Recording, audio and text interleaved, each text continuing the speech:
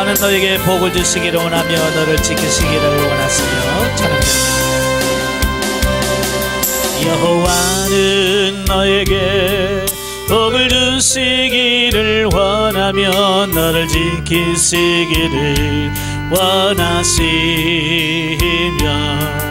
여호와는 그 얼굴을 너를 향하여 드사 은혜와 평강 주시기 원하노라. 여호와는 너에게 복을 주시기를 원하며 너를 지키시기를 원하시며 여호와는 그 얼굴을 너를 향하여 드사 은혜와 평강 주시기 원하노라.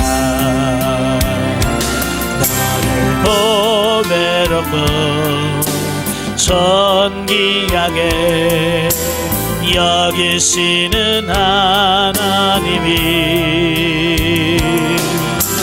내 삶 속에서 이 약속을 진실하게 이루시리.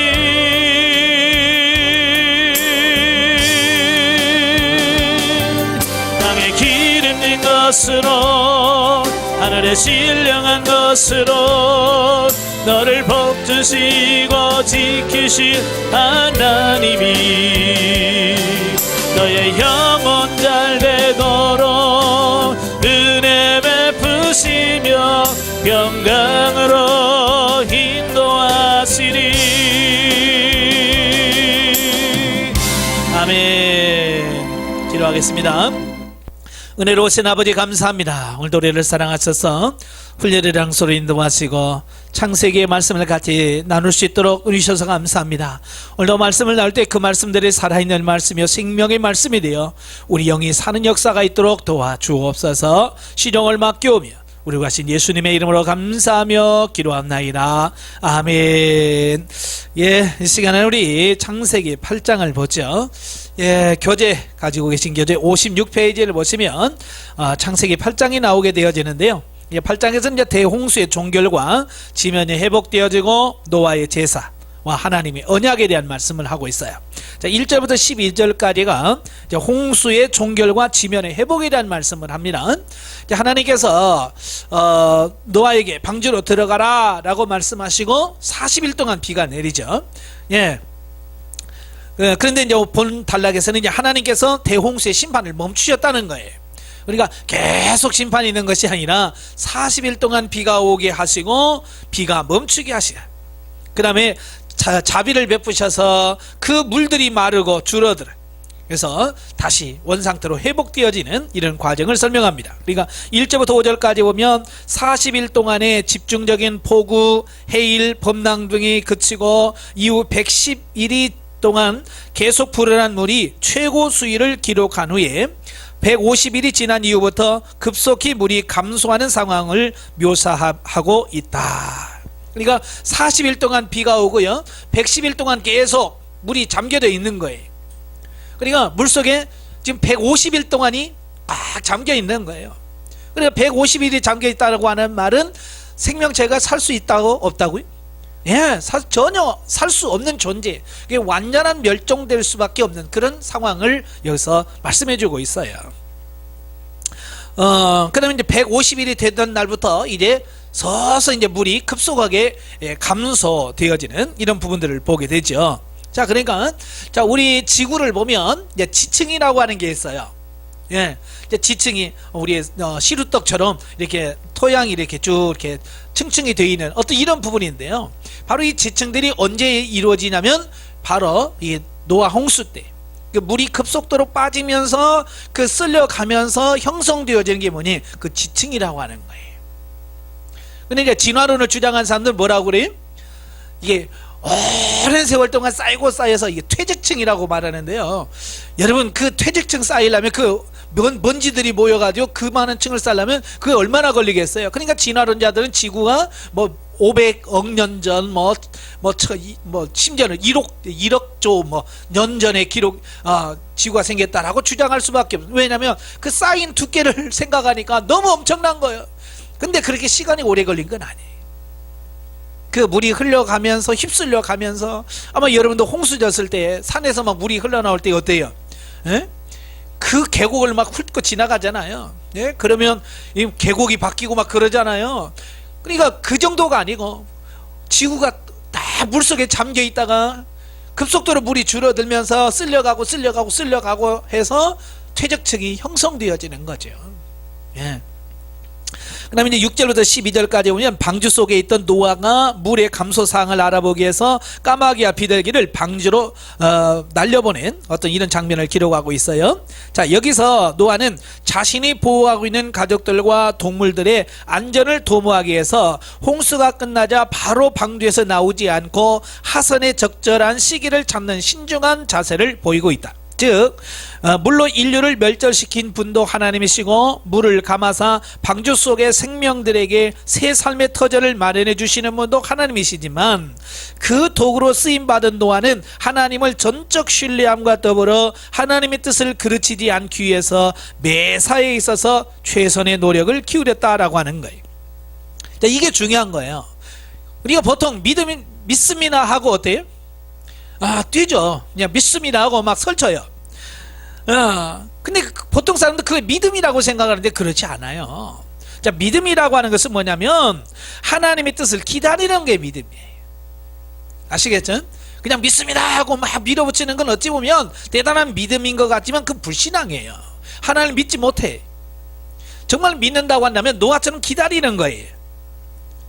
하나님께서 나오라고 할 때까지. 예, 우리가 그래. 우리가 세상에 살다 보면 급할 일이 있잖아요. 그죠? 그래서 우리는 조급해서 하나님 빨리요. 우리는 하나님을 조정해요. 그런데 하나님께서 움직여요, 안 움직여요? 하나님은 전혀 안 움직여요. 내가 하나님 움직이려면 안 돼. 이건 불신앙이에요.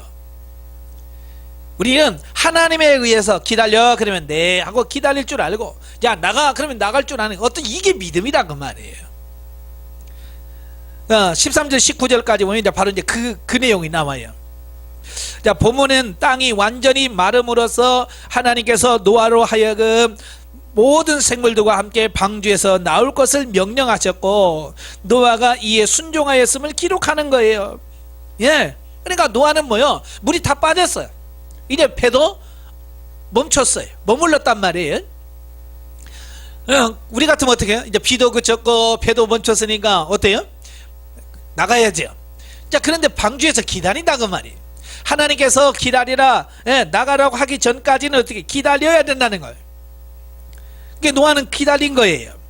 실로 노아의 가족과 방주에 탄 동물들은 약 1년 10일 동안 방주에서 생활하였는데, 이는 방주가 아라랏에 머물 때부터 220일, 노아가 방주 뚜껑을 열고 지면에 물이 거친 것을 확인한 때로부터 57일이 지난 때였다. 그러니까 비가 그치고, 예? 땅이 마르고 배가 멈췄는데도 불구하고 그 안에 며칠 있었다고요? 57일 동안이나 계속 그 안에 왜 머물렀어요? 그렇죠. 하나님이 나오라고 아직 안 했잖아요. 그죠? 하나님이 나오라고 안 하셨어. 그럼 기다려야 되는 거예요. 자, 들어갈 때도 마찬가지죠. 들어갈 때도 하나님께서 들어가라 그러니까 들어갔잖아요. 이게 들어갈 때 하나님 명령에 들어갔으면 나올 때도 하나님 명령대로 나와야지. 자, 우리가 모든 일을 할 때 그런 거예요. 우리 전 하나님의 말씀에 의해서 시작할 때도 하나님의 말씀으로 시작했다면 진행도 하나님의 말씀으로 진행하고 마지막도 하나님의 말씀으로 끝이야 되는 거예요. 근데 우리는 용두삼이라고 처음에는 묻고 시작하잖아요. 하나님 어찌할까요? 그러다가 중간 잊어버려요. 그 다음에 또 마지막도 잊어버리는 어떤 이런 부분을 보게 된다 그 말이에요. 예? 그러지 말고 끝까지 하라 그 말입니다. 예. 지면에 물이 거친 것을 확인한 이후에도 참을성 있게 하나님의 명령을 기다린 결과 마침내 방주에서 나오라라고 하나님께서 말씀하십니다. 하나님의 명령과 더불어 생육하고 번성하라는 축복을 받았다. 이처럼 노아는 오직 인내와 믿음으로써 하나님의 말씀을 쫓아 행하는 성숙한 신앙의 모습을 보임으로 물로써 정결케 된 이 세상에 새 생명을 전할 자로 막중한 임무를 완수했다라고 하는 거예요. 예, 어떤 게 믿음이라고요? 기다릴 줄 아는 것.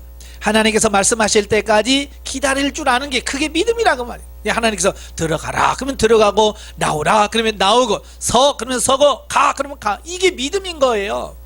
예? 근데 그게 쉽죠. 근데 그게 어렵단 말이에요. 저도 해보니까 참 이게 쉽지 않아요. 누가 그럽디다. 신앙생활은 뭐냐, 고스톱을 잘해야 된대. 예, 고스톱을 잘해야 된다. 그래서 사람들이 막 웃으니까 그 말이 아니고, 하나님이 고 할 때 가고 스톱 할 때 서라. 예? 뭐 동양화 이거 말하는 게 아니고요. 예? 하나님께서 가라 그러면 가고, 스톱 하면 쓰는, 이걸 잘해야, 고스톱을 잘해야 진짜 영성을 잘할 수 있다. 근데 우리는 어때요? 고 해도 왜? 정말 그래야 됩니까? 왜 내가 해야 됩니까? 예? 나 안 가면 안 됩니까? 우리는 그 고를 안 해. 근데 억지로 때미면 가요. 가다가 어때요? 하나님 스톱 하면 뭐예요? 또 왜 서야 되는데요? 이제 막 하려고 시작했는데요. 이제 마음 잡았는데 그래서 안 쓴단 말이에요. 그러니까 믿음이 없는 거예요. 예. 그러니까 노아처럼 믿음의 사람이 되십시오.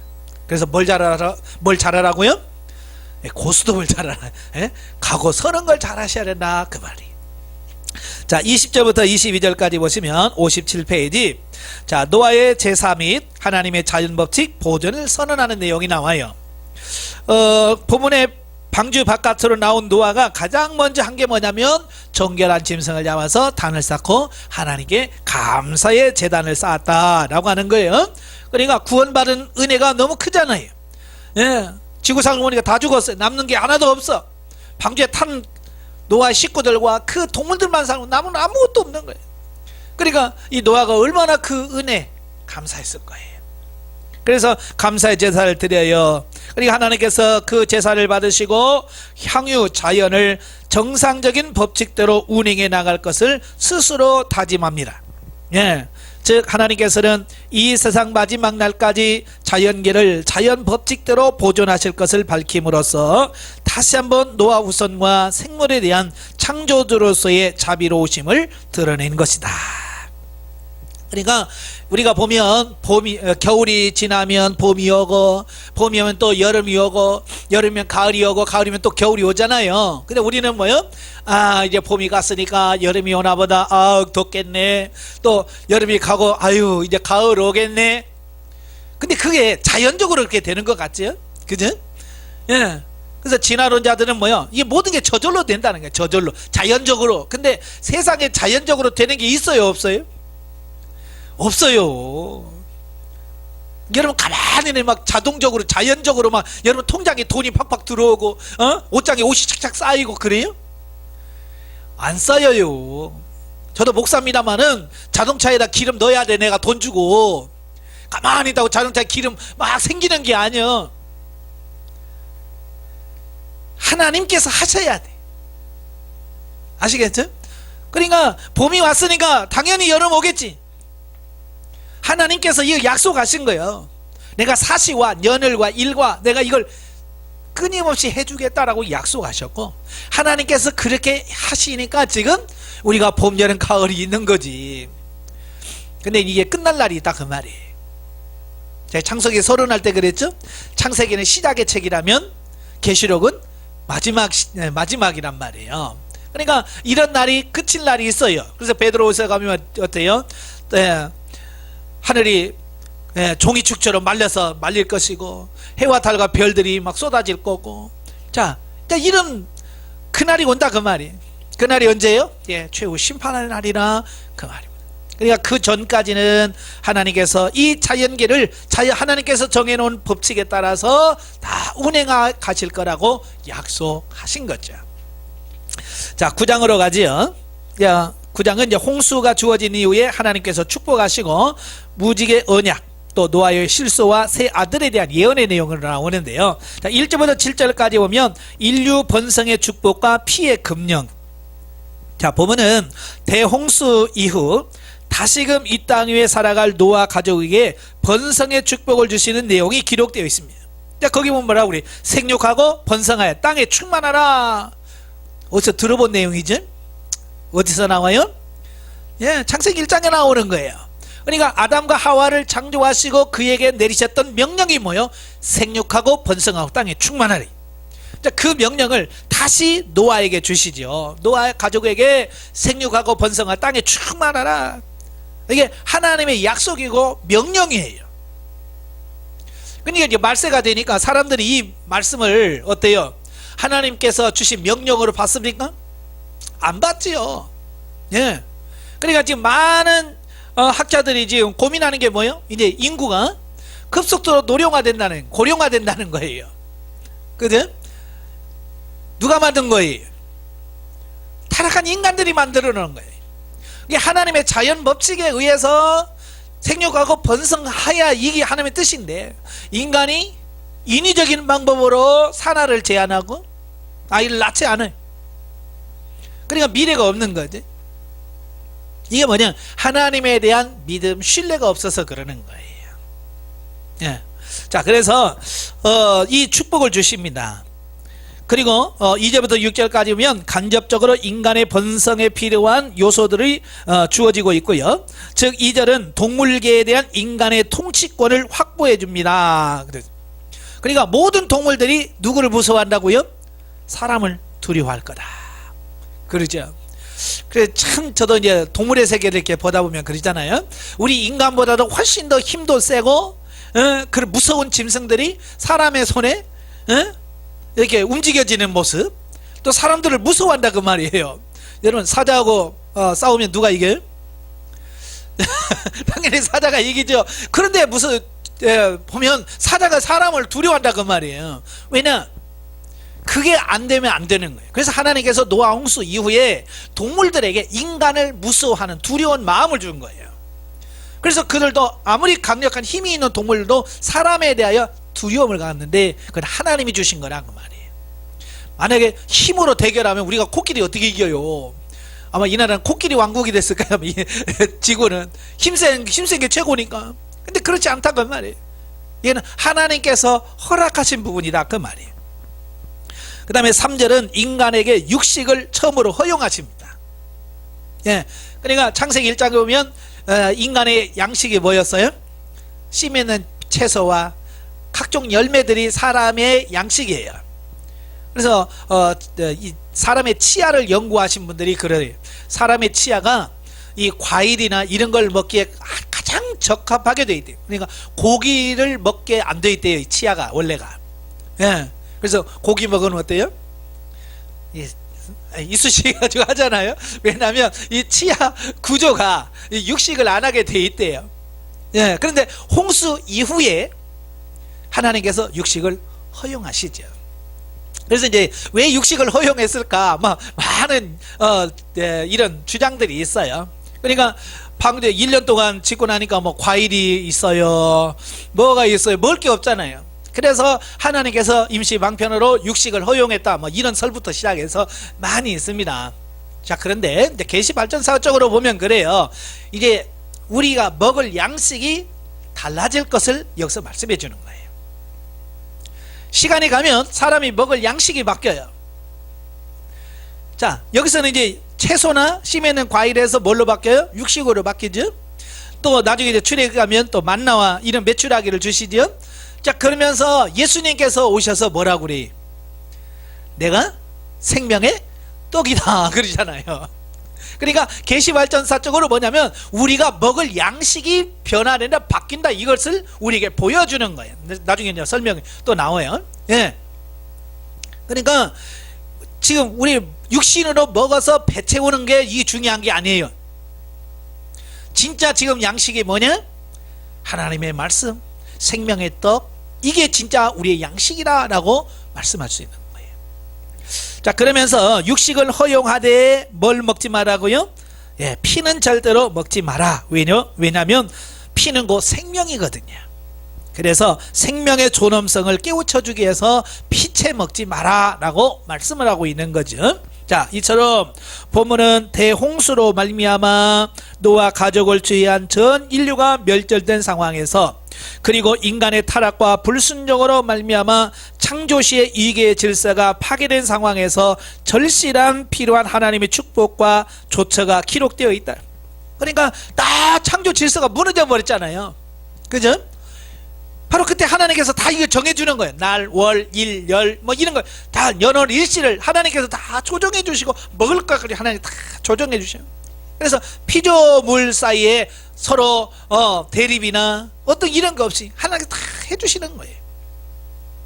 결국 부모는 노아와 더불어 새로운 인류 역사를 이끌어 가시고자 하시는 하나님의 자비로우신 의지가 뚜렷이 반영된 부분으로서 하나님께서 마치 어린아이를 돌보시는 어부의 심정으로 축복의 보장과 주의사항을 일일이 말씀해 주셨다. 그래서 자, 이런 걸 보면요, 하나님 기가 막혀 너무 자상하시고 너무 세미하시고 그냥 하나님께서 알아서 살아. 그랬다면 얼마나 힘들까요? 그죠? 물에서 다 빠져오는 아무것도 없는 그 생활 어떻게 살아요? 예. 그냥 하나님께서 다 하나하나 책임져주고 이렇게 한다 그 말이에요. 오늘 우리도 마찬가지예요. 내 힘으로 사는 것 같지만 그게 아니고 하나님께서 우리를 돌보시고 이끌어 가시고 우리를 그렇게 하시는 그 하나님이 계시기 때문에 오늘도 우리가 이렇게 살아가는 거예요. 그러니까 내 힘으로 산다, 내 능력으로 사는 거야 라고 하는 그 마음을 내려놓으십시오. 하나님이 여러분을 도우시고 하나님이 함께 하셨기 때문에 우리의 삶이 가능하다는 사실을 꼭 기억하시기를 바랍니다. 절대로 교만하지 마십시오. 여러분이 잘나서 그런 거 아니에요. 자, 두 번째로 8절부터 17절까지 보면 무지개 언약의 체결에 대한 내용이 나와요. 보면은 홍수 심판 이후에 하나님께서 노아와 그의 가족들을 비롯하여 모든 자연계와 오구월 세대들과 더불어서 무지개 언약을 세우시는데, 여기서 무지개 언약이라고 하는 것은 앞으로 인류를 결코 홍수로 심판하지 않을 것이란 약속과 더불어 하나님께서 그 증표로 구름 가운데 무지개를 두신 것을 말한다 그랬어요. 그러니까 무지개 언약은 홍수 이후의 세대들에게 홍수 심판으로부터 자유를 보장해주는 은총의 언약인 셈이다. 그래. 자, 이게 무슨 말이냐면요, 이 사람들은 어떤 큰 재난을 겪고 난 이후에 트라우마라고 하는 게 생겨요. 그죠? 그러니까 뭐 지진이 일어났다든지 어떤 뭐 그 큰 화산 폭발이라든지 뭐 큰 산불이라든지 엄청난 재해를 겪고 나면 이 심각한 이 트라우마가 생겨요. 우리 속담에도 자라보고 놀란 것은 소뚜껑 보고 놀란다는 말이 있잖아요. 바로 이제 그런 거예요. 한번 뭐에 충격을 받으면 비슷한 것만 봐도 놀라고 어떤 이제 우울증 같은 이런 게 나타난다 그 말이에요. 하나님도 그렇잖아요.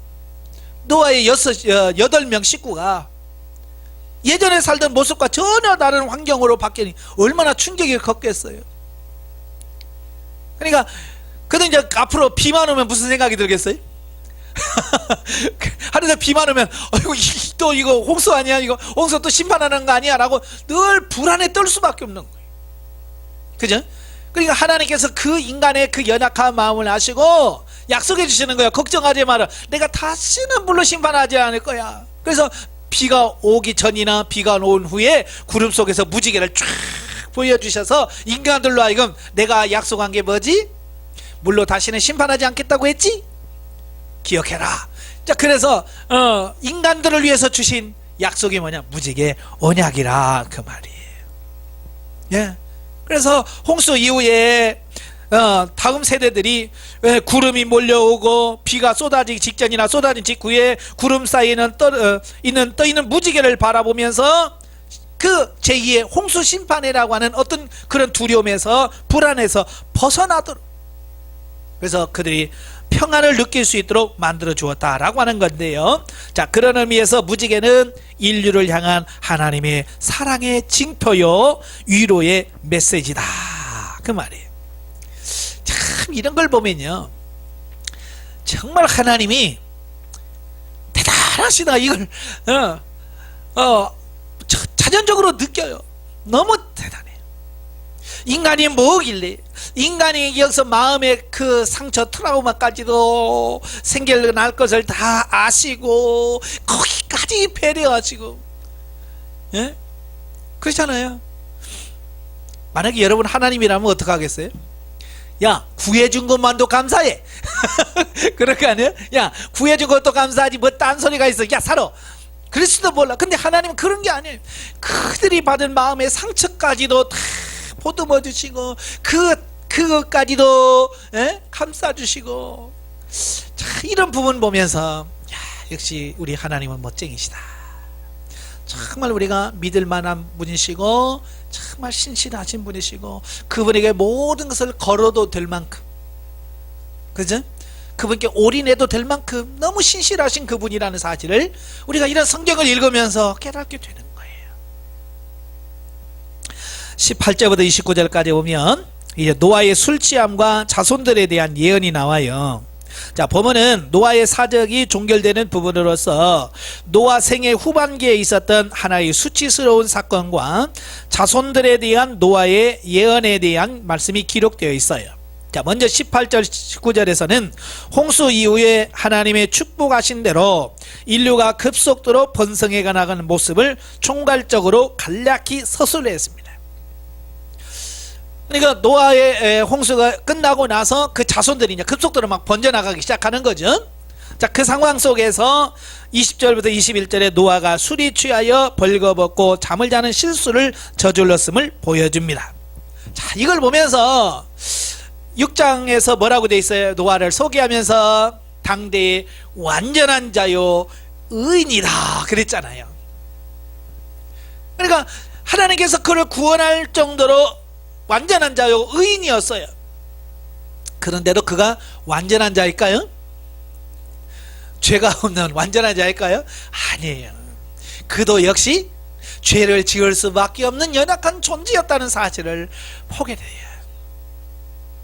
그러니까 왜 예수 그리스도가 필요한지를 말씀해 주고 있는 거예요. 노아의 실수는 그러니까 아담 이후에 범죄 이후에 다 심판을 받고 하나님께서 그래도 또 온전하다고 생각해서 살려주고 다시 인류를 새롭게 시작하는 그 노아도 역시 완전한 자가 아니라, 그래서 누가 필요하다고요? 그렇죠, 예수 그리스도가 필요하다. 이걸 우리에게 보여주고 있는 거예요. 22절과 23절에서는 이 사건에 대한 노아의 세 아들의 행동에 대한 말씀을 해요. 그러니까 중간에 있던 함이 그 아버지가 벌거벗은 모습을 보고 셈과 야벳에게 가서 뭘 해요? 고자질을 하면서 흉을 보잖아요. 아, 글쎄 우리 아버지가 말이야 그러면서 흉을 보는 거예요. 자, 그런데 셈과 야벳은 그 이야기를 듣고 어떻게 행동을 합니까? 예, 옷을 가지고 가서 아버지의 부끄러운 부분을 보지 않고 뒷걸음질 쳐서 아버지의 허물을 덮어주는 거예요. 자, 여기서 우리에게 가르쳐주는 게 그런 거예요. 남이 실수했을 때 그걸 드러내고 들추어내고 다른 데 가서 막 떠버리는 사람이 있는가 하면 남의 실수와 허물을 감싸주고 덮어줄 수 있는 사람이 있더란 말이에요. 그러니까 똑같은 사건을 보고도 행동이 달라. 여러분도 마찬가지. 여러분 전자에 속해요? 후자에 속해요? 가서 막 떠버립니까? 그냥 말하고 싶어서 입이 근질근질하죠. 누가 그냥 실수한 거 보면 입이 근질근질해. 막 말하고 싶어서 글쎄 말이야 그러면서 시작을 하죠. 이건 아닌 거예요. 이거 왜 함과 그의 가난한 족속이 저주를 받습니까? 남의 허물을 감싸줄지 모르는, 그래서 사랑은 허다한 죄를 덮느니라 그러잖아요. 네? 그래서 우리가 가족에서부터 시작해서 또 교회에서 남의 허물이 있을 때 그걸 감싸주고 덮어줄 수 있는 사람이 되어야 된다, 이걸 말씀해주고 있는 거예요. 자, 그리고 24절부터 27절에서는 잠에서 깬 노아가 아들들에게 저주와 축복을 선언한 사실을 언급합니다.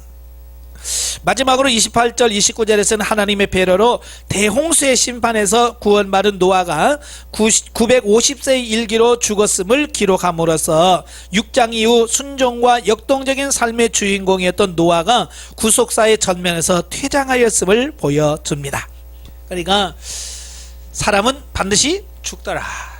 네, 죽게 돼 있어요. 아무리 의로운 노아도 죽게 돼 있어요. 근데 중요한 건 뭐냐? 죽는 것은 이미 정해진 거예요. 그래서 히브리서 9장 27절에 한 번 죽는 것은 사람에게 정하신 것이요 그 이후에 뭐가 있다고요? 심판이 있느니라 그러잖아요. 그러니까 지금 사는 것도 중요하지만 죽고 난 이후에 내가 어디를 가지? 죽음 이후를 생각하면서 그 죽음 이후의 세계를 준비할 줄 아는 사람, 그게 지혜로운 사람이고 믿음의 사람이다 라고 말씀드릴 수 있습니다. 어때요? 여러분 준비되셨어요? 예? 하나님의 나라 가실 준비 되셨어요? 준비하셔야 돼요. 하나님 나라 가실 준비를 하셔야 돼요. 한편 노아의 아들들에 관한 예언은 후에 모두 현실로 나타나게 됨으로써 역사의 주관자이신 하나님의 말씀의 엄정함을 깨닫게 된다. 참, 여기 보면 저는 참 이해 안 되는 게 뭐냐면, 실수는 누가 했어요? 노아가 했죠. 그죠? 술 취해가지고 벌거벗고 두루나서 추태를 부린 건 노아예요. 그런데 노아가 잠에서 깨서 그를 저주하지. 근데 그대로 된다 그 말이에요. 예. 이게 뭐냐면 하나님께서 그에게 축복의 권한을 주신 거예요. 예. 그래서 축복하는 자에게 축복을 주고 저주한 자에게 저주를 주는, 자, 이런 거예요. 자, 그래서 그 이후 축복권이 계속 이어지잖아요. 그래서 아브라함의 축복권을 이스마일이 아니라 이삭이 받고, 이삭의 두 아들 중에서 에서보다도 야곱이 그 축복권을 받고, 또 야곱도 12아들이 있지만 12아들 중에서 장자의 권한을 누가 받았어요? 요셉이 받고. 자, 이렇게 아버지가 그의 손을 얹고 기도해주고 축복해줌을 통해서 그 약속, 하나님의 언약, 축복권이 전달되어지는 이 부분을 보게 되는 거예요. 그러니까 여러분이 자녀들에게 뭘 해야 돼요? 축복해줘야 돼요. 근데 옛날 어른들은 자식에게 축복했어요, 안 했어요? 지금 들어도 소름 끼치는 그런 막 욕을 해야 됐어요. 예? 뭐 육실 뭐 이런 거 있잖아요. 오살 뭐 이런 거. 아이고 뭐 이건 뭐 듣지도 못할 말 일들 막 하는 거예요. 예? 그러시면 안 됩니다. 여러분의 입에는 하나님 축복권을 주셨어요. 축복하셔야 돼요. 그래서 교회에서도 목사님들에게 축복권을 주셨잖아요. 예, 축복권을 주셔서, 그래서 두 손 들고 성도들을 축복할 때에 하나님의 복이 성도들에게 임하는 거예요. 근데 한국교회 성도들은 축복권을 무시하더라고요. 그래서 예배 끝나기 전에 목사님 축복하기도 전에 나가. 근데 미국 사람은 거꾸로예요. 아침에 늦게 나와도 꼭 축복 기도를 받아요. 근데 우리는 일찍 왔다가 축복 기도하기 전에 나가. 예? 이번엔 축복 기도, 축복권에 대한 부분을 인식할 수 있는 그런 분이 필요해요. 아시겠죠? 그래서 목사는 성도들을 축복하고 성도들은 자녀를 축복하고, 그래서 그 축복이 계속해서 흘러가도록 할 수 있어야 돼요.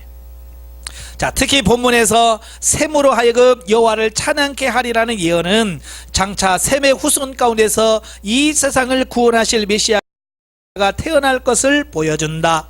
이처럼 하나님께서 인간의 허물까지도 들어 구속의 역사를 성취시키는 계기로 삼으신 사실은 인간을 향한 하나님의 사랑이 얼마나 큰지를 잘 보여준다.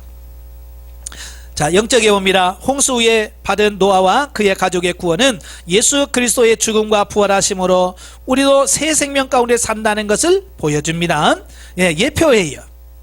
예수 그리스도를 통해서 구원받을 거라는 것을 모형적으로 우리에게 보여주는 겁니다.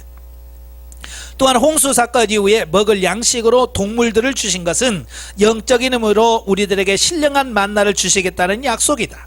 영적으로 구원받은 백성, 성숙한 백성은 삶의 현장에서 신령한 영적 양식을 취하는 축복을 받게 된다는 말씀이다. 아까 설명드렸죠. 그래서 예수님 뭐라고 그래? 썩을 양식을 위하여 일하지 말고 썩지 아니할 것으로 하라. 생명의 양식을 위해서 열심히 일하신 여러분 되시기를 바랍니다. 자, 10장으로 갑니다. 10장에서 노아의 세 아들을 통해서 인종의 번성이 나와요. 자, 지금 우리는 누구의 후손일까요? 멀리는 이제 아담의 후손이지만 어찌 보면 이제 노아의 세 아들을 통해서 이 인종이 이제 흩어지는 거예요. 그래서 우리 조상들이 바로 이 노아의 세 자녀들을 통해서 이제 다시 세워지는 거죠. 자, 첫째 1절부터 5절은 야벳의 후손들을 설명하고 있어요. 본장은 대홍수 이후에 온 땅에 편만한 인류의 모든 종족이 노아의 세 아들 곧 셈과 함과 야벳으로 말미암음을 보여주는데, 자, 본문은 아벳의 14후손의 명단과 그 거주지를 소개하고 있다. 하나님이 야벳을 창대케 하사라고 축복한 노아의 예언대로 야벳의 후손들은 흑해와 카스피해 연안은 물론 스페인 해안 지방에 이르는 광대한 지역으로 흩어져 갔다. 그래서 지금의 유럽인들이 주로 이 야벳의 후손들로 구성이 되어 있다라고 이렇게 보시면 되겠고요. 자, 그리고 종족상 야벳의 후손들은 오늘날 유럽인의 주종을 이루는 인도계, 유럽계 또는 아리안족을 형성함으로써 노아의 예언이 현실적으로 이루어지는 것을 보게 되고요. 더불어 그들은 오랜 기간 하나님을 잊고 살아왔으나 후에 구원의 복음이 이들에게도 선포된 사실은 야벳이 셈의 장막에 거하게 될 거라는 노아의 예언의 성취로 볼 수 있다, 그 말. 그러니까 이들이 노아 홍수 이후에 또 바벨탑 사건 이후에 흩어져 가요. 그래서 그들은 하나님 없이 살아요. 그죠? 그래서 그들은 하나님 없이 신화를 만들어 가면서 살아갑니다. 그러다가 예수님이 십자가를 지시고 돌아가시죠. 오순절 성령이 임합니다. 그리고 나서 이제 사도 바울을 통해서 그들에게 복음이 전하되잖아요. 그죠? 바로 이 노아가 예언한 그대로, 예? 노아가 예언한 그대로 말씀하시는 거예요. 그래서 하나님은 알지 못했던 그들이 이 사도 바울이 전한 복음을 통해서 이제 복음의 나라, 하나님 믿는 나라로 바뀌어져가는, 자, 이런 부분들을 여기서 미리 설명해 주고 있어요. 참 이런 걸 보면요, 하나님의 역사는 정말 대단해요. 수천 년 앞을 내다보면서 하나님께서 교회 가시고 선포하시고 성취해 가시는 거예요. 자, 두 번째로 6절부터 20절까지는 함의 후손들에 대해서 설명합니다.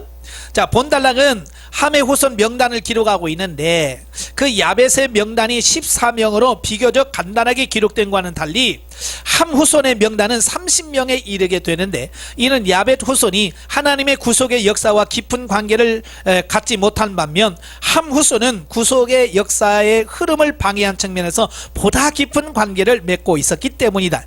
그러니까 야벳보다 함의 기록을 많은 것은 뭐냐면 앞으로의 그 구속 역사 속에서 야벳 족속보다는 함에 더 기록이 많아요. 어찌 보면 야벳 족속, 그 유럽 쪽은요 거의 함구합니다. 기록이 거의 없어요. 자, 그런데 그 함의 자손은 그렇지 않아요. 이제 함의 자손들은 이 중동과 아프리카, 특히 애굽을 중심으로 해서 번성하기 시작합니다. 그래서 우리가 잘 알다시피 애굽 하면 이스라엘을 계속 괴롭혔던 대표적인 나라잖아요. 그죠? 그러니까 이 함의 후손들은 계속해서 이스라엘 민족과 대립할 수밖에 없고 어떤 이런 관계를 맺을 수밖에 없는 거예요. 그러니까 이런 뿌리들을 잘 설명해 줘야, 아, 이들이 이렇게 서로 대립하는 관계가 여기서부터 시작됐구나, 이제 그걸 알 수 있다는 말이에요. 그래서 함의 자손에 대해서는 좀 더 자세하게 설명하고 있더라라고 하는 거예요. 자, 한편 초기 함의 후손들은 본문에서 언급한 같이 나일강 유역과 고대 팔레스틴 지역을 중심으로 기름진 땅, 광활한 영토, 많은 종족, 강건한 체력 등을 자랑하면서 번영과 풍요를 구가했다. 하지만 역사가 진행되면서 함의 후손들은 셈과 야벳의 후손들에 의하여 숱한 정복과 지배를 당하면서 점차 종의 신세로 전락해 갑니다. 결국 이것은 가나안은 저주를 받아 그 형제의 종들의 종이 되기를 원하노라 라고 했던 노아의 예언의 성취라고 하는 사실을 보게 됩니다. 그런데요, 놀라운 것은 처음부터 종이었느냐? 아니에요. 이 인류 역사를 보면요, 초기 그러니까 처음 인류 문명과 역사를 끌어갔던 족속들이 누구예요? 함 족속들이에요. 애굽의 문명은요, 애굽의 문화는요, 세계 최고였을 때가 있었어요. 예, 그죠? 그래서 아브라함 시대 그 이전부터 애굽은요, 전 세계를 이끌어가는 리더 역할을 했어요. 굉장히, 왜? 나일강 주변에 그 풍요로운 땅과 뭐 이런 것들에 의해서, 예? 굉장히 빨리 성장할 수밖에 없고, 사람들도 보면 굉장히 강건해요. 체력들이 좋아요. 예. 그러나 시간이 흘러가면서 노아가 저주한 대로 시간이 흘러가면서 점점 이게 바뀌어져요. 지금은 그쪽 지역에서 힘쓰는 나라가 있어요, 없어요? 지금은 거의 힘쓰는 나라가 없고, 한참 식민지 정책할 때에 그 유럽에 전부 식민지가 다 됐었잖아요. 그래서 노예로 팔려가고 엄청나게 흑인의 역사는 굉장히 힘든 시기를 걷잖아요. 자, 이런 걸 보면서 느껴지는 게 이런 거예요. 야, 먼저 된다고 되는 게 절대로 아니구나. 그죠? 영적으로 보면 그래요. 육신적인 사람이 잘 될까요? 영적인 사람이 잘 될까요? 항상 육적인 사람이 먼저 됩니다. 그러니까 영적인 사람들이 고민하는 게 이런 거예요. 교회에서 보면 똑같이 신앙생활 해도 그래도 육신적으로 대충 신앙생활 하고요, 뭐 이런 사람들은 잘 돼요. 사업에서 잘 되고요, 뭘 해도 잘 돼요. 근데 열심히 기도하고 말씀대로 살려고 몸부림치는 사람들 보면 안 돼. 그죠? 그러니까 그렇게 하는 사람 스스로가 내가 지금 이게 맞는 거야 안 맞는 거야 라고 자꾸 고민하게 되고, 또 반대로 육신적인 사람은 자기들이 뭐 대단한 사람인 것처럼 교만해가지고 기도만 다 해 뭐 이러면서 무시하고 막 그런단 말이에요. 그러니까 처음을 보지 마시라 그 말이에요. 아시겠죠? 나중을 보셔야 돼. 육신적으로 잘 나가던 사람 끝까지 잘 나가느냐? 없어요. 잠시 동안 가다가 역전되는 날이 오는 거예요. 그러니까 여러분, 먼저 잘 되는 사람 절대 부러워하지 마세요. 아시겠죠? 예, 기도 안 하고 잘 되는 사람 부러워하지 말아요. 그건 잘 된 게 아니에요. 어찌보면 기도해도 고난이 오고 기도를 해도 안 되는 사람이 잘 되는 거예요. 그게 진짜 하나님 앞에 복받은 사람이에요. 이 원리를 잘 이해하시기를 바라요. 그러니까 함이 모든 인류 역사를 끌어갔어요. 그렇지만 끝까지냐? 지금은 아니잖아요. 여러분도 마찬가지. 여러분 영적인 사람이에요. 그러니까 생각보다 잘 안 될 거예요. 생각보다 돈 안 들어오고요, 생각보다 막 부자로 안 될 겁니다. 대신 하나님께서 여러분이 영적인 신령한 복을 주실 거예요. 예. 그래야 하나님의 나라에서 누릴 수 있거든요. 예. 자, 세 번째 단락은 이제 21절부터 32절까지 보면 이제 셈의 후손들에 대한 말씀을 해요. 자, 본단락은 마지막으로 셈의 후손들 26명의 명단을 밝히고 있다. 그런데 셈이 노아의 장자임에도 불구하고 노아의 자손들 가운데 가장 마지막에 배치하는 것은 향후 셈 후손들이 구속 역사의 주역이 될 것이기 때문이다. 즉 제12장 이후부터 구속의 역사를 주도해갈 인물인 아브라함과 이삭과 야곱 및 그 후손인 이스라엘 민족이 바로 셈의 후예들이기 때문에 언약 계승자로서 중요한 위치를 갖는 셈의 계보를 마지막으로 기록한 것이다. 그러니까 우리나라는 뭐냐면 중요한 걸 먼저 얘기를 해요. 그러나 이 히브리적 사고방식은 뭐냐면 중요하지 않은 것부터 먼저 서술을 해요. 그 다음에 마지막에 중요한 얘기를 하거든요. 그러니까 구속사에서 별로 중요하지 않은 야벳은 제일 먼저 해요. 그 다음에 어찌하든 뭐 이스라엘 괴롭혔던 그 함의 자손들 그 다음에 얘기를 해요. 왜냐하면 많이 등장하니까. 그 다음에 구속의 주인공인 셈족은 맨 마지막에 기록을 하고 있더라 라고 하는 거예요. 그러니까 성경 역사를 잘 보셔야 돼. 그러니까 성경에 이름들이 쭉 나오죠. 근데 이름은 또 중요해요. 성경의 이름은요 항상 먼저 나오는 게 최상위를 말합니다. 그러니까 베드로를 수제자라고 자꾸 얘기하잖아요. 근데 사복음서에 보면 언제 뭐 베드로를 반장으로 세운 적이 있어요, 없어요? 투표해서 베드로 반장 세우자 뭐 한 적이 있어요, 없어요? 없어요. 그런데도 우리는 베드로를 모든 제자의 수제자요, 반장이라고 하잖아요. 왜 그래요? 자, 12제자 이름 쫙 나올 때 보면 제일 먼저 나오는 이름이 누구예요? 시몬 베드로예요. 그러니까 제자들의 그 순서를 보면 그게 뭐냐면 순서예요. 영적 순서예요. 요즘으로 말하면 성적순이라고 할 수 있어요. 학교로 말하면 성적순 1등부터 쭉 쓰는 것처럼 그 하나님에 대한 어떤 영적인 부분 이런 게 다 그 서열순이에요. 서열순. 그래서 이런 것을 잘 보셔야 돼요. 그래서 여러분들 천국의 이름이 몇 번째일까? 몇 번째이면 좋겠어요? 아, 첫 번째 있으면 좋겠죠. 예? 그게 소원 아니에요? 예? 우리 더 양보심이 있어. 아이고 주님 그냥 천국에 가기만 하면 족합니다. 뭐 그러시나요?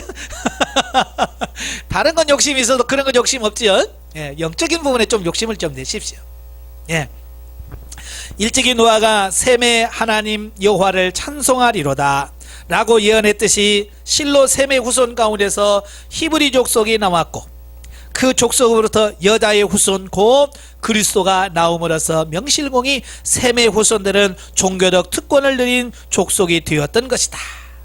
이렇듯 성경 족보는 단순한 인명의 나열이 아니라 모든 족속의 뿌리가 노아의 세 아들 나아가 아담, 궁극적으로는 하나님께로부터 기원한다는 사실을 보여준다. 더불어 이는 일찍이 예언된 여자의 후손으로 계시된 바 구속사의 주인공이신 메시아 즉 그리스도 혈통의 추적을 가능케 해준다. 그러니까 왜 이렇게 족보를 쭉 써놓냐면 창세기 3장 15절에 여자의 후손 주겠다고 그랬잖아요. 그죠? 그 여자의 후손의 그 언약이 어떻게 성취되는가를 보여주려고 하다 보니까 족보가 필요한 거예요. 예. 그래서 족보가 언제까지 기록이 되냐면 바로 예수님의 탄생 기사 때까지 나와. 그래서 마태복음과 누가복음에 예수님의 족보가 나오지. 자, 그 이후에 족보 나와야 안 나와요? 그 이후에는 안 나와요. 사도 바울이 디모데에게 뭐라고 그래? 허탄한 족보야. 족보나 이런 것에 치우치지 마라. 이제 더 이상 중요하지 않다는 거야. 족보가 그리 중요하지 않다는 거. 왜요? 아, 족보가 누구까지 예수 그리스도를 말씀하려고 하는 거예요. 그러니까 여자의 후손 메시아 그분이 와셨어요. 이미 오셨어. 그러니까 더 이상 족보 기록할 이유가 없는 거예요. 만약에 여자의 후손이 더 오셔야 된다면 아직 안 왔다면 그 이후에도 계속 족보가 기록이 돼야 돼요. 지금 예, 지금 이스라엘 민족은 이 유대인들은 메시아가 안 왔다고 그러잖아요. 그들은 어떻게 해야 돼? 그러면 계속 족보 써내려가야 돼. 지금 족보 써내려가야 돼요. 그냥 아 여자의 후손 여기 나왔다 이래야 되는데 그래도 안 쓰고 있거든요. 그래서 성경에 보면 예수 그리스도가 온 다음에는 이제 더 이상 기록할 필요가 없어요. 그래서 더 이상 성경에서는 족보가 기록이 되지 않아요. 그래 그 전까지는 계속 기록이 됩니다. 창세기 기록되지요. 또 나중에 또 모세 오경이 또 기록이 됩니다. 그 다음에 또 역대상에 가면 또 여러 왕들의 족보를 쭉 설명합니다. 예? 마지막에는 예수님의 족보 마태복음과 누가복음의 그 족보를 쫙 나열해요. 그게 뭐냐? 여자의 후손으로 오신 분이 바로 이분이다라고 하는 것을 증명하려고 하는 거예요. 자, 11장으로 넘어가지요. 11장 하면 이제 생각나는 게 이제 바벨탑 사건이죠. 1절부터 9절까지 보면 바벨탑 건축과 언어의 혼잡에 나와요. 보면은 대홍수 이후에 최대 사건이라고 할 수 있는 인간들의 바벨탑 건축 사건과 이에 대한 하나님의 징계로 인간들의 언어가 혼잡게 된 사실을 기록하고 있다. 실로 타락한 인류에 대한 하나님의 초자연적인 심판인 대홍수 사건을 경험한 인간은 스스로 미미한 존재임을 깨닫고 하나님께 겸손한 자세로 순복해야만 마땅했다. 그죠? 그런데 그럼에도 불구하고 인류는 다시금 급속도로 번성하고 안정된 생활을 하게 되자 하나님을 거부하게 되는 거예요. 참, 인간이라는 게 이런 거예요. 그러니까 어렵고 힘들 때는 하나님을 의지하고요, 기도 열심히 합니다. 여러분도 마찬가지죠. 예, 언제 기도해요? 평안할 때 기도하나요? 몸 아파 죽겠을 때 그때서 아버지 그러고요, 망해서 그냥 어쩔 수 없을 때 아버지 살려주세요 그러잖아요. 예? 그러다가 살만하면 어때요? 살만하면 또 자기 멋대로 살잖아요. 그래서 하나님이 왜 우리를 사랑하는 자식을 징계할 수밖에 없는지가 우리의 삶 보면 나와요. 그러니까 제가 가끔 그러잖아요. 맞고 자랄래? 그냥 자랄래? 맞고 자라는 사람은 종종 하나님께 맞아야 돼. 주기적으로 몇 년 만에 한 번씩 망해야 돼. 왜? 그 사람 그래야 하나님 의지하고 살아. 근데 하나님 말씀에 순종하고 뜻대로 사는 사람은 빠질 이유가 없죠. 그죠? 어떤 사람 안 맞고 잘 다는 사람이 있어요. 왜냐하면 그 사람은요, 그냥 안 맞아도 하나님 알아서 잘해. 알아서 기도하고, 알아서 순종하고, 알아서 복종하고. 그래요. 그런 사람 맞을 이유가 없지. 만약 여러분도 그러잖아요. 자식들이 너무 말 잘 들어. 너 이리 와. 너 왜 내 말을 너무 잘 들어. 기분 나쁘네. 너 이리 와. 종아리거든. 그 때리는 부모 있어요, 없어요? 만약에 그런 부모 있다면 어디 가야 돼? 그 정신병원 가야지. 그렇잖아요. 말 잘 듣는 자식 보면 기분 좋아가지고 막 자랑하고 싶고, 더 주고 싶고, 이게 정상이잖아요. 마찬가지예요. 인간이 그래. 그래서 막 숫자가 막 기하급수적으로 늘어나지요. 잘 살지요. 막 그러니까 이 사람들이 이제 하나님을 거부하기 시작하는 거예요. 그래서 인류를 다시 홍수로 심판하지 않겠다고 하시는 하나님의 약속을 불신하고 홍수를 대비하고 통일된 하나의 세계 왕국을 건설고자 힘을 규합하여 신할평지 바벨론 땅에 거대한 탑 건축 공사를 실시합니다. 예. 그러니까 하나님이 노아에게 주신 명령이 뭐예요? 생육하고 번성하고 땅에 편만해라, 충만해지라는 거예요. 흩어져라는 거예요. 온 세계로 흩어져서 하나님의 나라를 세우라 이거예요. 근데 이들이 뭐냐면, 그러다가 또 하나님 물로 심판하면 또 어떡하지? 하나님께서 무지개 언약까지 주었잖아요. 근데 못 믿어. 그걸 우리가 어떻게 하나님을 믿어? 어때 여러분? 하나님 100% 믿어요? 아니면 지금 바벨탑 사람들 이 사람 하나님 어떻게 믿어? 그래서 요즘에 많은 사람들이 들은 게 뭐예요? 보험이죠. 그래서 신앙도 뭘로 드냐? 보험식으로 들어요. 왜냐하면 진짜로 내가 하나님 벽 올인했다가 죽어봤더니 아무것도 없네. 그러면 뭐예요? 얼마나 억울해. 그런데 또 안 믿었다가 진짜 있으면 어떡하지? 이게 불안한 거예요. 그래서 신앙도 보험식으로 드는 거죠. 그러니까 양다리 걸치는 거예요. 그러니까 적당이라고 하는 말이 나오는 거예요. 적당히 세상에서 즐기고 세상에서 재밌게 살고 죽어서 또 천국도 가고 이걸 원하는 거란 말이에요. 우리 인간이 원하는 게 그런 거예요. 예? 그러지 마십시오. 그건 타락의 지름길이에요. 하나님이 약속하셨잖아요. 하나님이 나라가 분명하다고 말씀하고 있잖아요. 믿으시길 바래요. 그러니까 이들이 하나님 또 홍수로 심판하면 어떡하지? 무지개 언약을 못 믿는 거예요.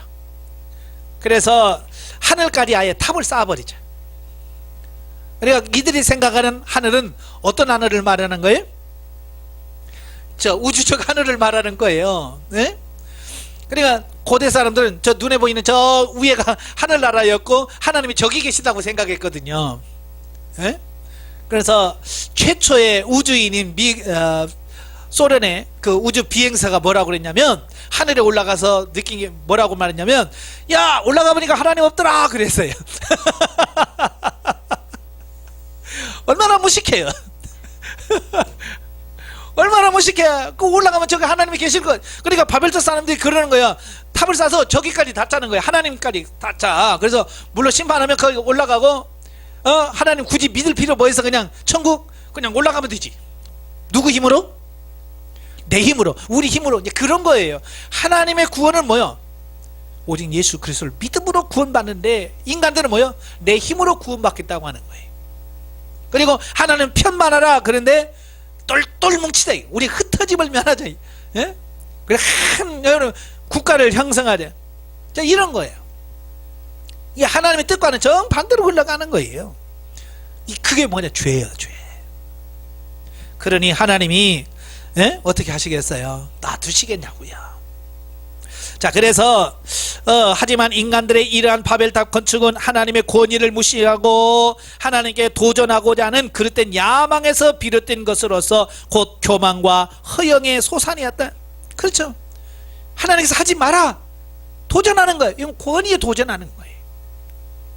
그리고 스스로 구원받겠다고 하는 심각한 교만이에요. 그 결과 하나님께서는 징계를 내리사 본래 하나의 언어를 사용했던 인간의 언어를 혼잡케 하셨고, 그로 인해 인간들은 바벨탑 건축을 중단하고 세계 도처로 흩어지게 되었다. 예, 지금 전 세계에 언어가 얼마나 많아요. 그 시초가 어디냐? 바벨탑 사건이에요. 하나님이 가만히 보니까 말이 통하니까 이것들이 말이죠, 작당을 하는 거예요. 그래서 말이 안 통하게 흩어버린 거예요. 그래서 말이 통하는 사람들끼리 모여서 어떻게 해요? 이제 살 수밖에 없는 거예요. 왜? 옆 동네 가도 말이 안 통하니 뭐 말이 뭐 있으나 마나죠 뭐. 그래서 말이 통하는 사람끼리 모여서 가다 보니까 흩어져서 지금 전 세계로 파괴되어지는 이 부분을 보게 되는 거예요. 요즘 학생들이 제일 골머리 아프는 게 뭐예요? 영어 공부잖아요. 네가 왜 태평양을 건너와가지고 이렇게 고생하냐, 학생들이 그러잖아요, 영어한테. 그 바로 이 사건 때문에 우리가 골치 아픈 영어를 해야 되고, 네, 세계 여러 외국어들을 해야 되는 이유가 이제 거기 있는 거죠. 자, 이러한 인류의 분산은 앞서 말했듯이 1차적으로는 범죄한 인류에 대한 심판이에요. 흩어져 버린, 왜? 죄에 대한 심판이에요. 또 범죄의 전염을 막기 위한 불가피한 조처였다. 예, 서로 모이니까 죄를 짓는 거야. 그래서 하나님께서 흩어버리시는 거죠. 그러나 하나님께서는 인간들의 어리석은 공모와 도모를 심판하는 동시에 그들을 당신의 사역과 섭리의 한 방편으로 삼으셨다. 즉 하나님께서는 언어 혼잡을 통하여 인간의 교만을 심판하셨는데, 이에 인류를 온 땅에 편만케 하시려는 목적을 이루셨던 것이다. 예, 그러니까 하나님께서는 그 심판, 언어를 통하지 않는 심판을 통해서 결국은 하나님의 뜻을 성취하신 거예요. 하나님의 뜻이 뭐라고 그랬어요? 흩어지라는 거야. 땅에 편만하라는 거예요. 온 땅에 편만해서 살아라는 거예요. 그러니까 말이 안 통하니까 흩어질 수밖에 없었고, 그래서 결국 하나님의 뜻이 계획과 섭리 안에서 이루어질 수밖에 없었다라고 하는 것을 보게 됩니다. 자, 한편 이러한 언어의 혼잡은 장차 인류를 죄에서 구원하시기 위하여 이 땅에 오신 그리스도의 승천 이후 오순절 성령 강림 때에 예수 그리스도의 12 사도들과 제자들이 각종 방언으로 하나님을 찬양한 사건을 통해 새로운 극복의 가능성을 보여주었다. 예, 이렇게 바벨탑 사건으로 흩어졌던 그 언어가 다시 하나로 규합된 게 어떤 사건이냐? 오순절 사건이다, 그 말이에요.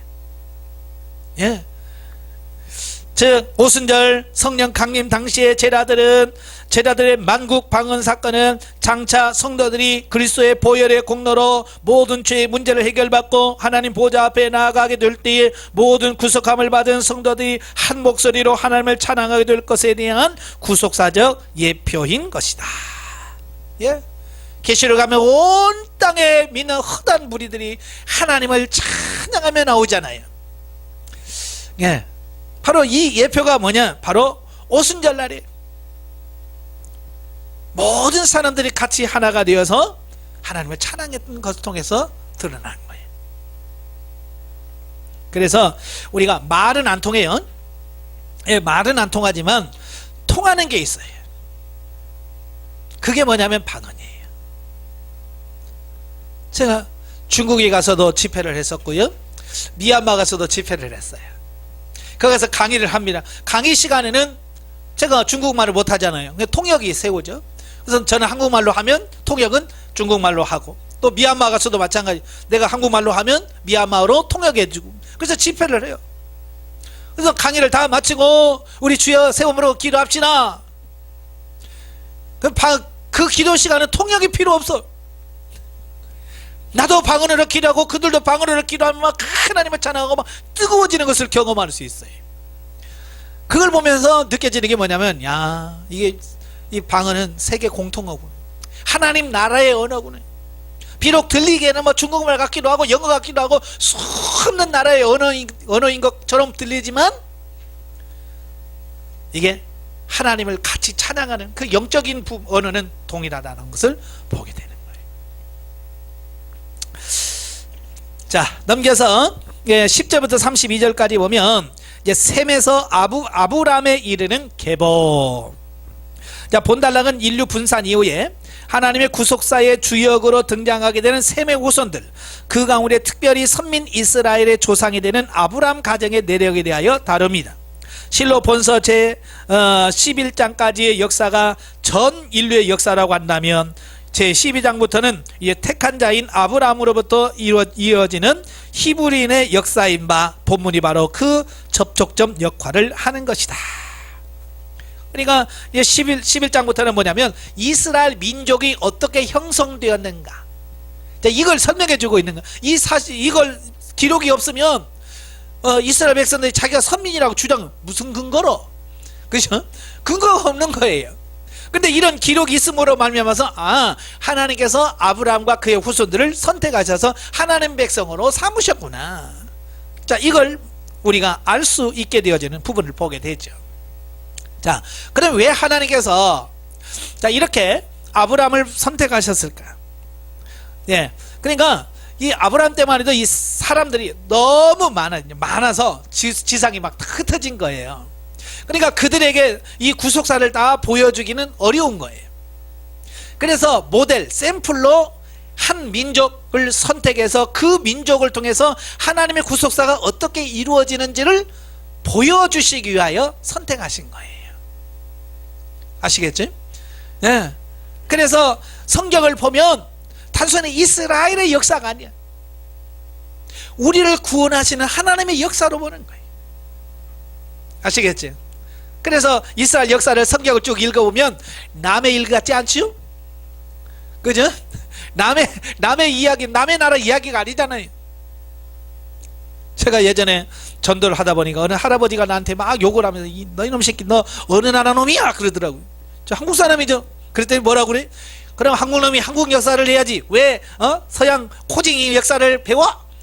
성경을 코쟁이 양놈의 역사라는 거죠.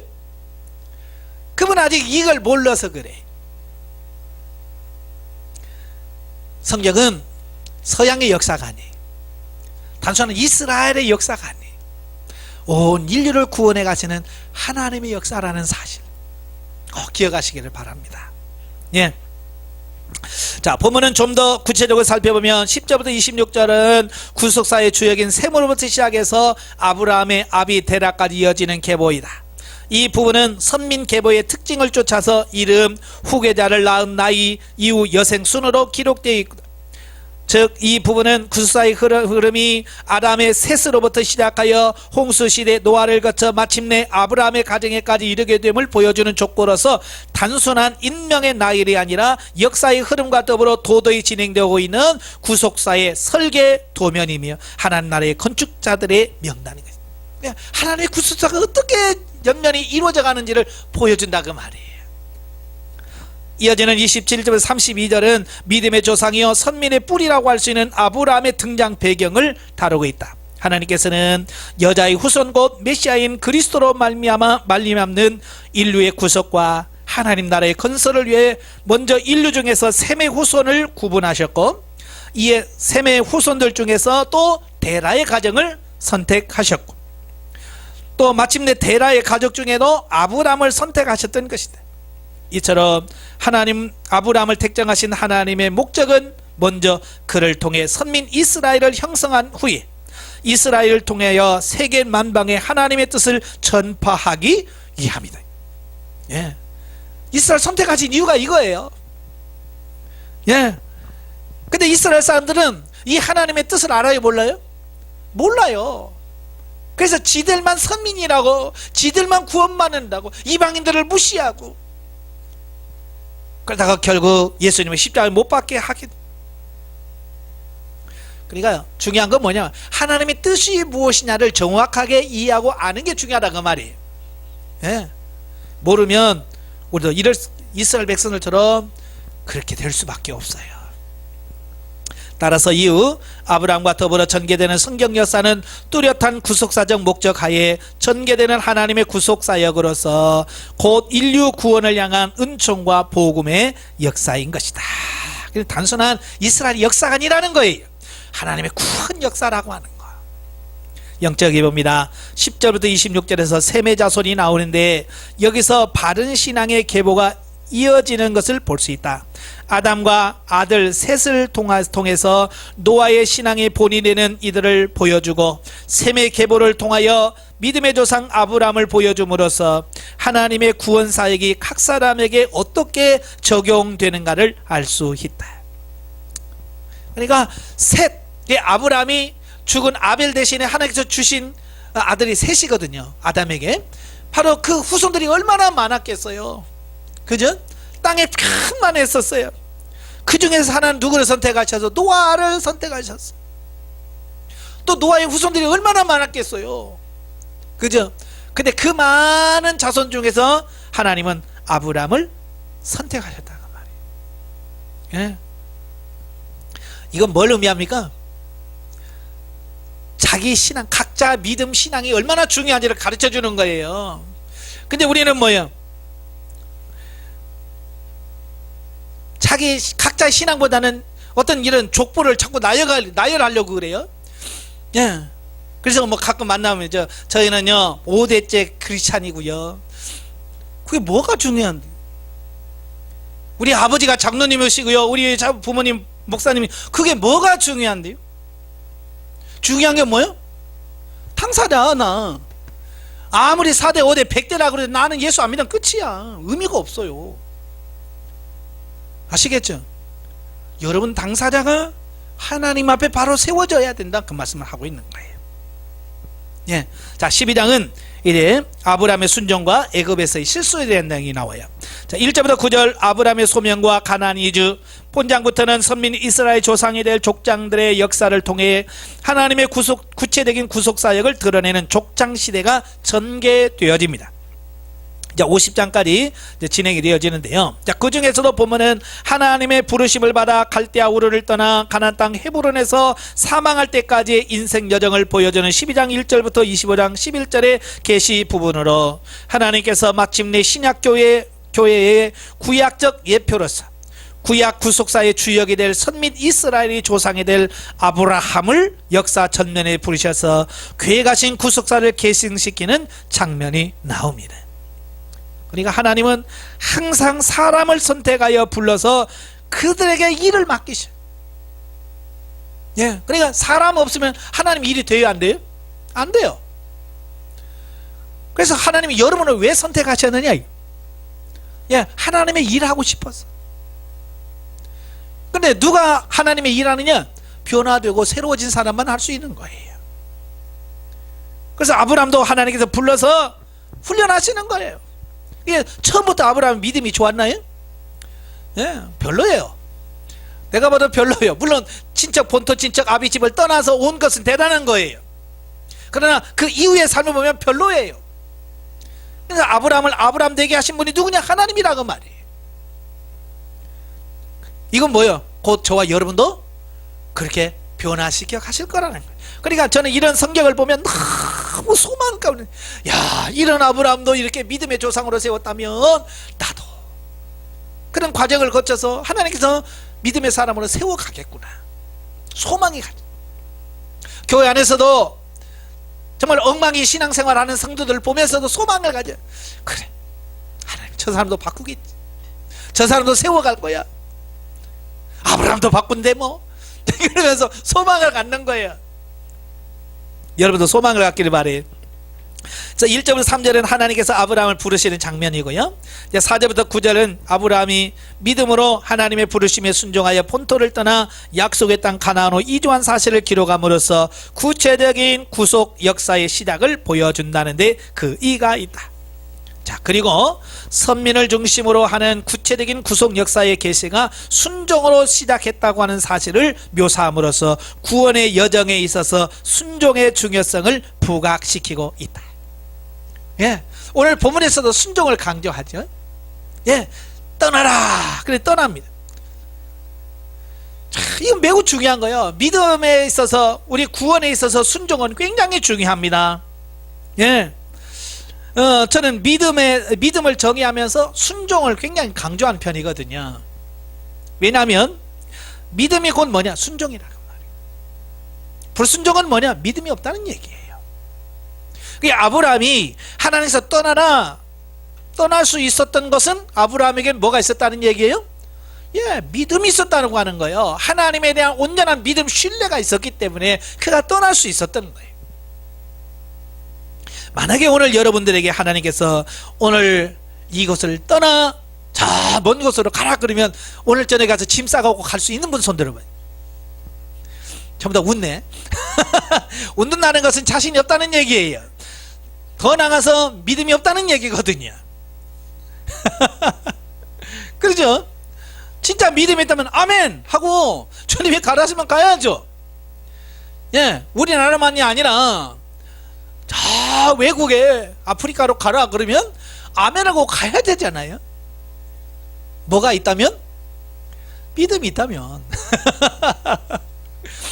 근데 우리는 평소에 하나님 나 믿음이 있어요 그런데 막상 가라 그러면 대답을 안 해. 왜냐? 믿음이 없다는 얘기예요. 그러니까 우리 입의 말은 이건 진짜가 아니라 그 말이에요. 진짜는 뭐냐? 순종을 통해서 증명이 되는 거예요. 그래서 야고보서가 그러잖아요.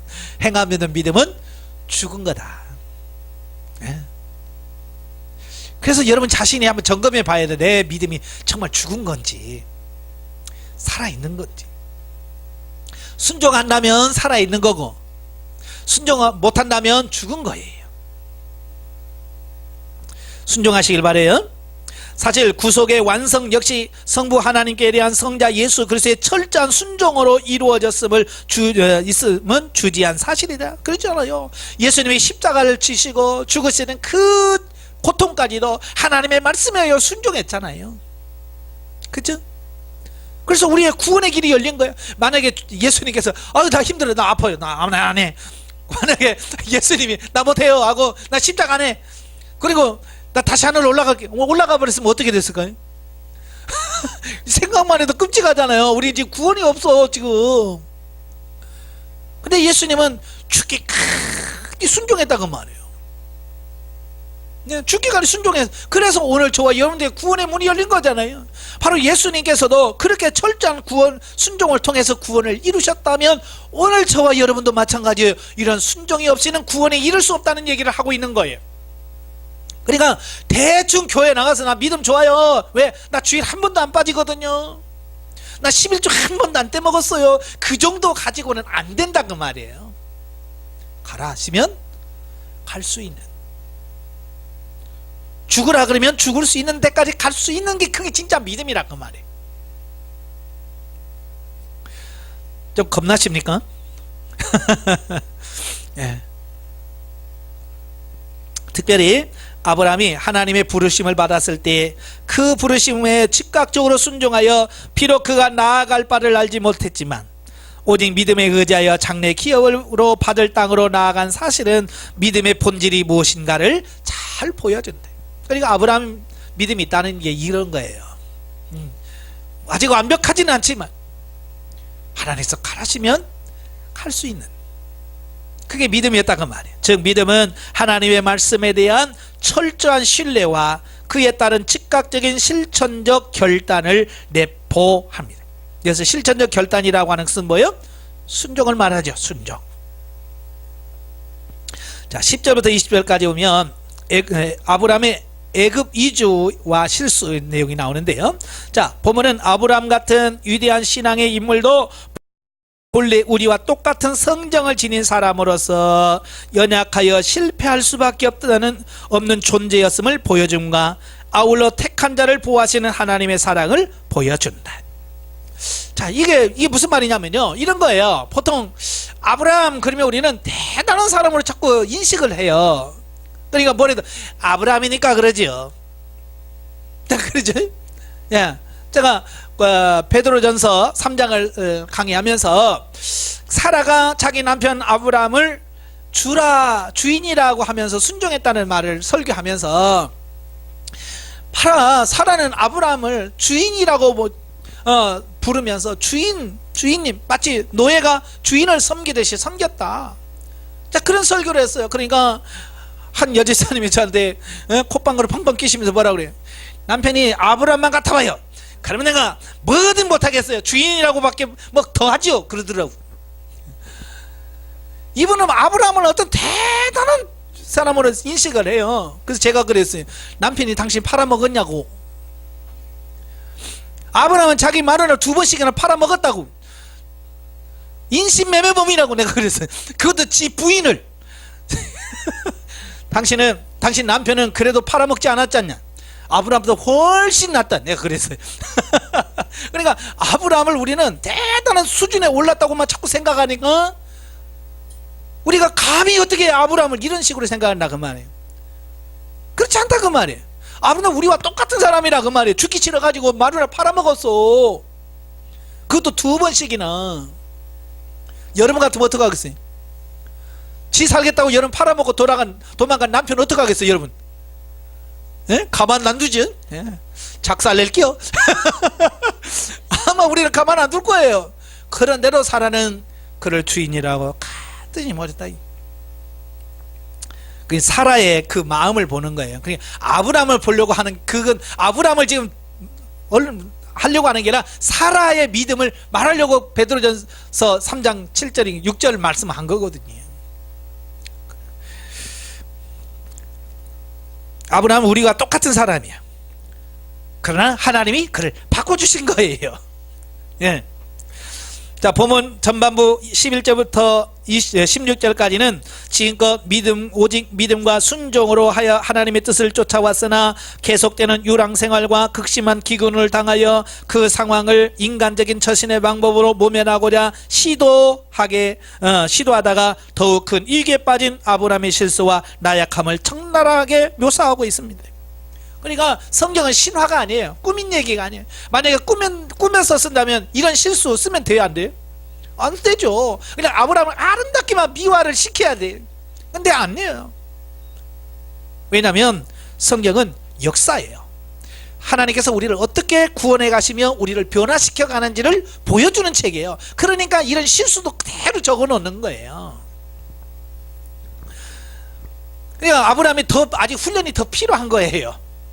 예, 변화될 훈련이 더 필요한 거. 그래서 하나님께서 그가 그렇게 본토 친척 아비집을 떠나서 왔지만 하나님께서 그때 또 가문까지 주어버려요.